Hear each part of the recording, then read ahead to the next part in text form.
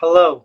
Hey there, sorry about that. No, I'm so sorry because usually I've gotten so good. I used to not know how to do Instagram Live at all. Now I've done a couple, but usually before I hop on the call, I send you a message and let you know, hey, you got to join our live. Then I can invite you, and then you can get accepted in.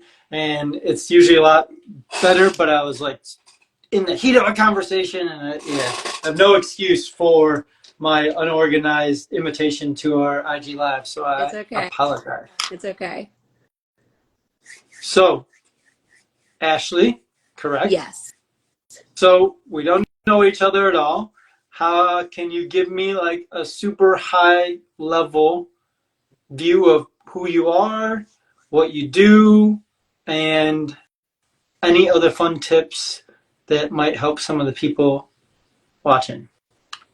So my name's Ashley Hannah Murphy.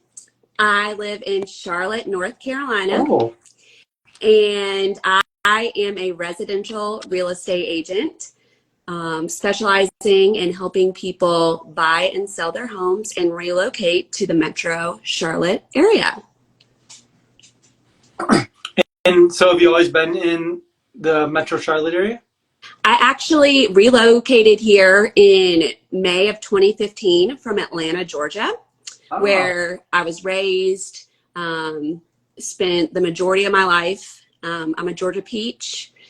Go Falcons, which is kind of a scary thing to say for a multitude of reasons. But I'm from the South, born and raised here.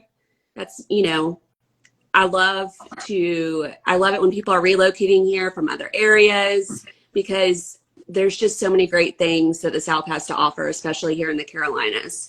It's a really great place to live. So yeah, I've been in real estate since October of 2017. And prior to that, I used to rent porta potties. oh, no way. That is a fun fact that people may not have known about you. Yep. So you got Yep. out of the Porter John game and you got into the real That's estate game. right. I went from outhouses to real Oh, no houses. way. You should put that as your tagline. It's funny enough that it's catchy. People Right? remember that stuff, like Yeah. it Oh may yeah. sound silly, but like people remember silly, goofy things. Yeah. So, Yeah. so how did you get into the Porter John business? Well, I graduated college in 2009, which was not a great job market, if we can remember that far. And I'm telling you right now, I probably applied to 200 jobs and I did not have any luck. So I went to a temp agency, and I didn't know that there are different kinds of temp agencies. And the one that I went to was like blue collar labor work, which I had no idea, like there were different kinds. And I like show up with like my resume and like a suit on, and these people have like hard hats on, and I'm like, oh. And they're like, well, we'll find a job for you. So I started out as a temp in this sanitation company, and I was like, what is it, like waste management? Like I was confused, and they're like, yeah, and it isn't. It's the largest sanitation company in the country. I think actually it's right behind United Rentals now, but so it's equipment rental and all that. Anyways, I ended up sticking it out there. I worked my way up. I got promoted into a regional management position, which moved me from Atlanta to Charlotte, which is how I ended up moving here in Okay. 2015. Wow. So you literally went from the bottom to the top, huh? Yes, I did. Wait, so did you ever have to clean the Porter Johns on a regular basis? No. Lord, no. Oh, okay. I hate using a porta potty. I have never pumped a porta potty. I have seen it done, but I am not. No. So going from the bottom to the top, what would you say like some of your skill sets and like traits were that allowed you to grow within that company? So I had to be fearless and have perseverance, and I think integrity and work ethic, I have a lot of grit. I think that's what helped me too. I wouldn't accept no for an answer. And when I see something um, when I see possibilities or areas of improvement that could change, I never was scared to speak up. And, that company and industry was very male dominated. So Mhm. I was in the minority as a female, and I was one of the only females in management, upper level management in that company. And I worked my way up from that. And I think that if you have grit, you have drive, and you just don't accept no as an answer, and you're willing to put in the work and roll up your sleeves, that's what I think my success is attributed to. Yeah, I love that. Grit. If you kind of trace that word back to the younger Ashley, where do you think you got your grit from? Was it from a parent, from a friend, from a grandparent, from an experience where you had to bust your butt more than everyone else? I always kind of like to reflect back and see where we kind of develop some of our habits and traits into who we are now. So I wonder if something comes to mind specifically when I say the word grit and kind of looking into your past. I think that, my mom, she was in the construction business. She started her own Oh, wow. companies. She had a kitchen remodeling company and a solid stone countertop company that she grew in Atlanta, Georgia. And she did that all on her own. And I saw that. So I think I get a lot of that work ethic, and grit from my mom in that sense. But I think too, just being brought up, like if you're a millennial, you've been through some stuff, right? Like I think that we're all here because we have some grit and we know how to persevere through some kind of unique times, like, the recession that happened in the housing market, that we saw all of our parents lose like everything, and then bounce back. And we've seen, I think we went through a pandemic and a lot of us had small children. Like, I think our generation has been through some things that kind of hone those skills. Yeah, I think it's always those valleys that allow us get to the higher peaks on a Yep. regular basis. I know for me, when I'm thinking about grit and work ethic, I always go back to I too worked for a contractor growing up, and I remember there was all these times, when I'd be getting tired and I'd finish my task, and then as soon as I'd finish my task at the beginning, I'm like, okay, well, I'm done sweeping. I'm going to pop a squat here on this bucket and take a break. And then sure enough, my boss, Tom, would come walking around and be like, Johnny, what are you doing on the bucket? Like, get up. We got more stuff to That's do, right. you know? And so, yeah, so it's just like, I love those times, I think back, and it's just like, it was like the same concept too, is like, anytime you're walking back to the truck, there's always something to carry. Like you never go empty-handed Yep. back and forth down the Yep. stairs without carrying some tools back, forth, or trash or whatever it is. And so it's like those types of moments that really kind of sit and instill to know that we got to grind out here, right? Like, I mean, we got to have the right mindset, but having the right mindset without taking right action leaves you with just hopes and prayers that aren't going to help, That's right? I mean, right. I pray every day, but prayers alone do not get solved, right? There's got to That's be right. action behind them, right? That's And a vision behind them.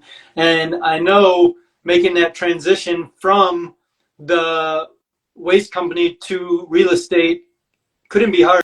No one likes moving. No one likes transitioning necessarily, at least when they first start doing it. So can you kind of like walk me through that transition? Obviously, you were probably making a good salary there. Yep. Why the change? So I realized that I kind of peaked. I kind of maxed out what I could do with that company. Um, and I was tired too.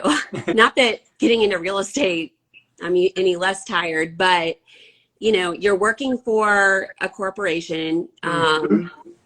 and this was a large private equity company. So, I mean, the grind in there is different than the grind in your own business. And so when I realized I've kind of peaked in that company, I started to think about, okay, what are some things that I'm interested in? What am I good at? What have I always had a passion for? And I have always loved the real estate industry. I've always followed it. You know, my mom dabbled in it in the new construction, so I saw that growing up. And I've just always, from afar, kind of studied it and kept up with the news. And then I had to make a choice. Okay, do I move back to Atlanta where I have a strong sphere? I Mm-hmm. have friends and family there, or do I try to stick it out in Charlotte and where I don't necessarily have the connections? And so I saw the opportunity here in Charlotte. I feel like Atlanta is big, it's very saturated, it's easy to get lost in the mix there. So I saw Charlotte as kind of a opportunity to grow with Charlotte, right? There's a lot of good things happening here. There's a lot of business. There's a lot of growth. There's a lot of movement. So, and I felt like I had a good handle on it because I had to do some extensive research when I moved here to figure out what neighborhoods I liked, what areas I wanted to be in, what's the traffic pattern like, where does everyone go to eat, what are the restaurants, gyms, blah, blah, blah, all that. So I felt like I could help people, right, relocating here. And so I decided to take a gamble and stick it out here in Charlotte. And I've been very happy with that. Yeah, and so you kind of like touched on relocating. Is that what you kind of say you specialize in a little bit more? Do you find a lot of the clients who are relocating Yes. from somewhere to Charlotte? Yep. I'd say just over half of my clients are people that have relocated here or in the process of relocating. And so how do you find those clients? Because I feel like that's a tricky avatar to find, someone moving within to where you're at, not someone who's already where you're at. Is there a special tip or trick you're using to find these relocation people? So I'm very involved on social media. So a lot of times people find me through my Instagram. And they just reach out to me in DMs. We get the conversation started there. And then we transition to working together. A lot of times I get referrals as well Yeah. from either agents in other states or friends and family, right? That's kind of how that's how all of my relocation clients have come to be. And so outside of real estate, you have a family as well. How do you manage being a wife and a mother while also being a real estate agent? Um, some days it's a struggle,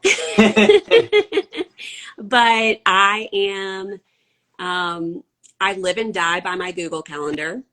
Yeah, I'm the same. Everything goes in my calendar. All my showings, doctor's appointments, the baby's doctor's appointments, my husband's doctor's appointments. And I really try to have, discussions with my clients so that they understand, listen, between 4 and 7:30, I'm a mommy. I've got almost 2-year-old, and that time I have to turn on the mommy switch. So I try to I find that if I communicate well and people understand my schedule and know where I am and when they can expect to hear back from me, then everyone's on the same page and it's a smooth process.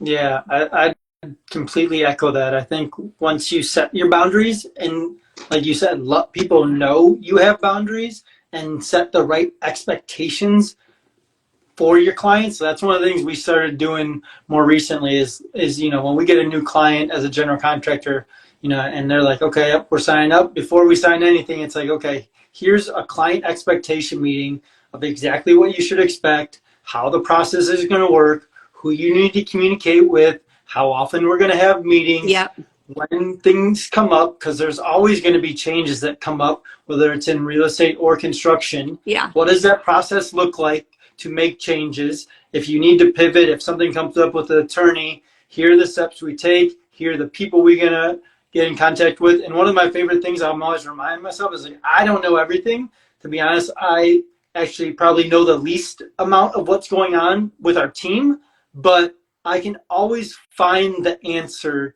to your question if I don't have it. And I'm more than happy to admit when I don't know the Yeah. answer. And I think that's one of the best things we can all work on is Yes. knowing that we don't know everything and knowing that if we have the right team, one of our team members is going to know the answers. So when you got started in Charlotte, how did you go about building your team? Because I feel like that's one of the most important things you can do as an agent is have the right attorney, the right property manager, the right title companies, et cetera, et cetera. What did you do to start building your team?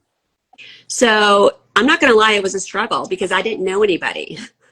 But I'm a researcher. So, we live in an age with lots of social media, and I find that the partners that I have found have been through social media, through Instagram. I've seen their work, how they engage, right? What they're putting out there. Then I start a conversation with them. Then I meet with them.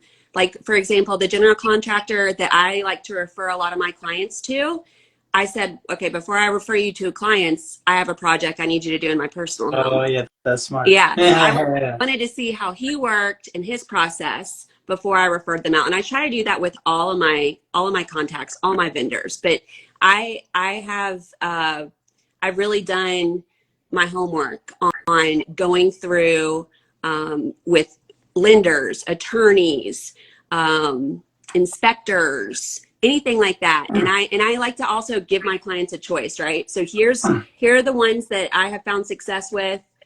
You choose from this list. You don't have to, but here's some options for you. Mm-hmm. Yeah, I've always found that options go a long way, especially when you're negotiating with Yes. sellers as well. It's like, okay, one of the best ways to get people to bite at different types of offers is to give them a couple of different types of options because, right, there's different strokes for different folks and different people want different things. Some people want a lot of cash up front. Yep. Some people want to see a high earnest amount of money. And to be honest, earnest money to me doesn't mean anything. Because here in Chicago, in the first, whatever it is, 5 days, you got your attorney inspection review period, and you can essentially get out of the contract for anything you want. I Wow. don't know if that's how it is there in your area. How is it set up in your area as far as like attorney inspection review period Well, and due diligence? so North Carolina is really a little bit different than a lot of states, actually. So once both parties, the buyer and the seller, agree on contract terms, things like purchase price, closing date, things like that, then you issue two checks. One of them is called the due diligence check. That Okay. goes directly to the seller. And then you have a due diligence period that's negotiated in the offer to purchasing contract. So usually they're about 14 days, 14 to 21 days. And that fee, the due diligence fee, is given to the seller from the buyer directly to them. They cash that check. And that's to allow the buyer to do their inspections and due diligence during that time period and for the home to come off the market. And during that time period, if the buyer decides to terminate that contract or they can't come to terms on repairs or they find something, during an inspection, the seller keeps that due diligence fee. No way. How much money is it typically? Or is it a range? Is it something they agree on? That's an interesting way about going. So your money, it's gone essentially no matter what if you don't close. Oh yeah. So Yeah. yeah, tell me more about it. How much is it? Can you So, negotiate it? well, it kind of depends. There's no like set number. Yeah. A good rule of thumb is 1% of the purchase price.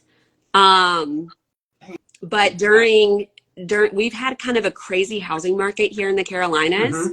And I'm going to tell you, in 2021, kind of the height of the just craze of buying and selling real estate, I was seeing due diligence fees. Buyers were offering sellers upwards of $50,000. Wow. Yeah. So they were gonna close, huh?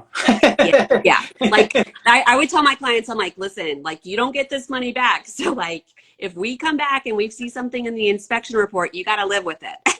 Wow. Yeah. That's almost polar opposite as it is here. Yeah. And we have a 5-day window in the attorney and inspection review, and essentially, if anything comes up, your earnest money is safe in that period. That's nice. Yeah. I really wish we had some better protections in place for buyers here in North Carolina. I think that's definitely an area that we can improve on, because I think that a lot of buyers end up with homes that have a lot of issues that sellers didn't disclose, and they're out money. So they just, chug forward. So it's a really delicate balance, and you just have to make sure everybody's informed, everybody's on the same page, and the buyers understand the risks. Yeah, what's your opinion on home warranties? Are you guys big on home warranties in the area? Okay, here's my thoughts on home warranties. It's a good safety net. Yeah. I haven't found, there's no perfect home warranty company. I think they all have their quirks. Some are better than others. It's a good safety net.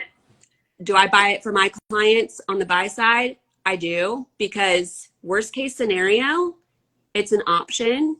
Even if they never have to use it, it's still there. Even if they do have to use it, but have to pay a little bit of money, 9 times out of 10, it's better than having to like come out of pocket completely for like an HVAC system or something. Mm-hmm. Yeah, no, I agree. I'm kind of back and forth. It's kind of like the insurance you buy on your camera. You want it for the 1 years, the 2 years, the 3 years. I'm always less inclined to purchase the insurance and just pray that it works out Yep. all right. And most of the time it does, but then there's a time that it doesn't, and you wish you would have got the insurance. But so I'm kind of on the opposite side of the spectrum as you, that it all depends. And I also say, if you can get it within a negotiation, Right. then who cares, right? Like, throw it in there, of course. That's right.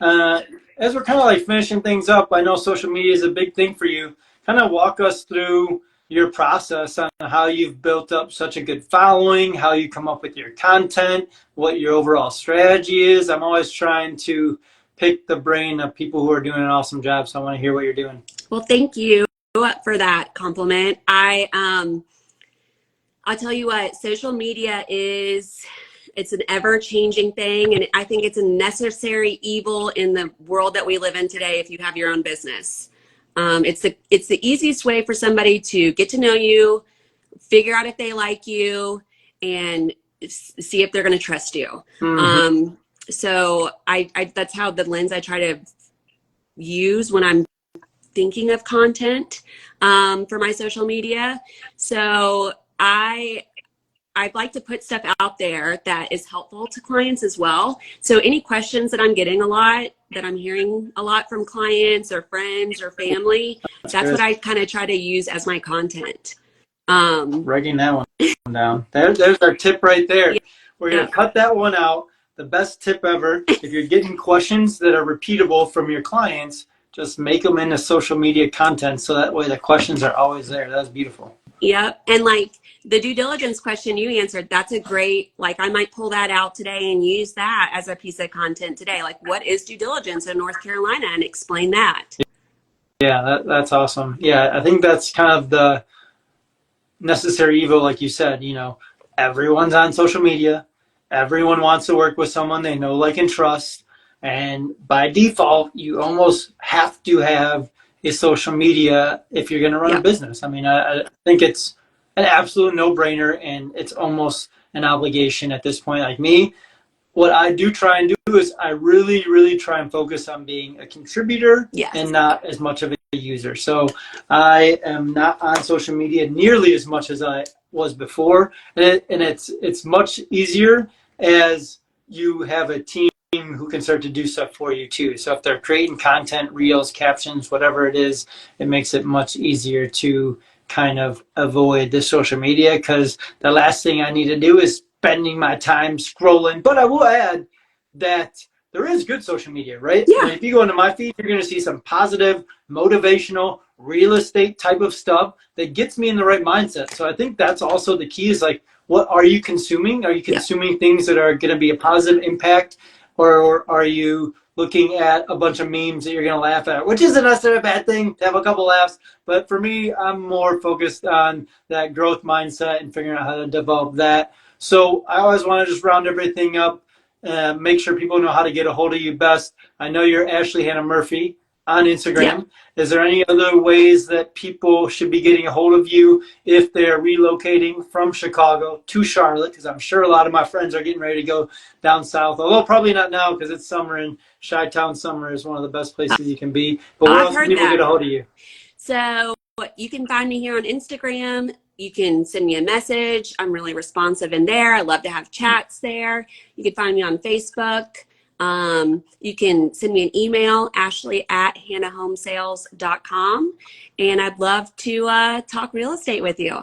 All right, beautiful. Well, thank you for your time. I apologize again for my rough startup, No but worries. I hope we can check back in again in the next couple of months, Yeah. see where you're at, and do this again. Thank you so much for having me. Yeah, no problem. Talk to you soon. Bye. Bye.